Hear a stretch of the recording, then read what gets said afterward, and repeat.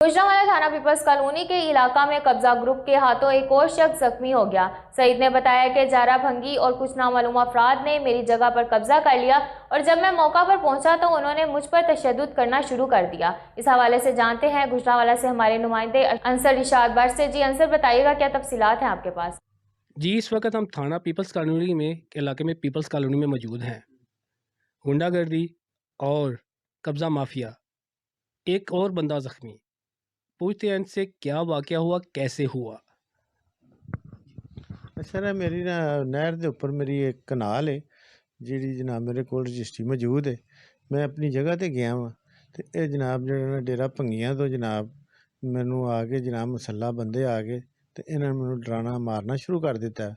उस जनाब अपना जोड़ा एक जारा भंगी है वो जरैम पेशा वे वो जनाब वो अपना आहिस्ता काम करता वे हीरोइन का काम करता है नाल जनाब कब्जा ग्रुप है वो जनाब जिस माड़े बंदे की कोई जगह देखते हैं उन्होंने जनाब उत्ते कब्जा करते हैं ਤੇ ਉਹਨੂੰ ਜਨਾਬ ਆਪਣਾ ਇਸੇ ਤਰ੍ਹਾਂ ਹੀ ਕਰਦੇ ਨੇ। ਅਗਲੇ ਦਿਨ ਜਨਾਬ ਇੱਕ ਮਾਸਟਰ ਸਾਹਿਬ ਸੀਗੇ ਉਹਨਾਂ ਦੀ 5 ਮਰਲੇ ਜਗ੍ਹਾ ਸੀਗੀ ਉਹਨਾਂ ਦੀ 5 ਮਰਲੇ ਜਗ੍ਹਾ ਤੇ ਜਨਾਬ ਇਹਨੇ ਕਬਜ਼ਾ ਕੀਤਾ। ਉਹਨਾਂ ਦੀ ਦੀਵਾਰ ਡੇਕਦੇ ਸੀਗੇ ਉਹ ਬਣਾਉਂਦੇ ਸੀ ਉਹ ਡੇਕ ਦਿੰਦੇ ਸੀ ਜਨਾਬ ਉਹ ਆਪਣਾ ਉਹਦਾ ਆਪਣਾ ਜਾਰਾ ਭੰਗੀ ਸੀ ਉਹ ਜਨਾਬ ਇਹ ਕੰਮ ਕਰਦਾ ਸੀ।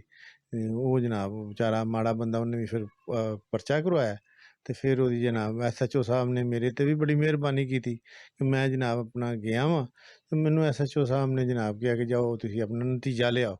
मैं अपना नतीजा लैके आया वां तो SHO साहब ने जनाब मेरा फौरी परचा दिता वे उत्ते जनाब DSP साहब ने उन्होंने भी जनाब बड़ी मेहरबानी की तो मेरी जनाब यही रिक्वेस्ट है IG पंजाब को कि जनाब IG पंजाब जिहड़ा मैं जनाब मैनू दादरसी की जाए इन्हां जनाब जरैम पेशा लोगों नूं फड़िया जाए फड़ के इन्हों जनाब इन्हों कैफरे करतार तक पहुँचाया जाए जनाब मेरे ते कोई मेहरबानी की जाए।